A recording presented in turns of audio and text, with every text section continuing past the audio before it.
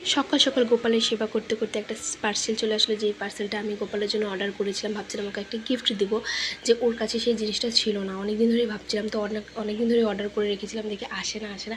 তো দেখো ফাইনালি আজকে চলে আসছে। তো আমি তারপরে যেরকম অর্ডার করেছিলাম ভাবছিলাম একটু বড় প্যাকেট আসবে, কিন্তু প্যাকেটটা দেখে ভাবলাম এটা কী চলে আসছে, আমি এটা কী করবো এটা দিয়ে।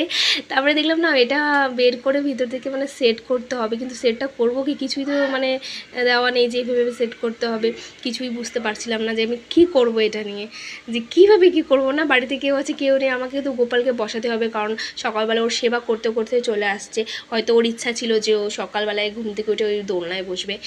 তো আমি অনেকবার চেষ্টা করলাম, হলো না। তারপরে ফ্লিপকার্টে গেলাম, ফ্লিপকার্টে গিয়ে দেখলাম কীভাবে সেট করতে হয়। তো অনেক চেষ্টা করে আমি করলাম, কিন্তু তাও দোলনাটা ঠিক করে সেট হচ্ছিল না।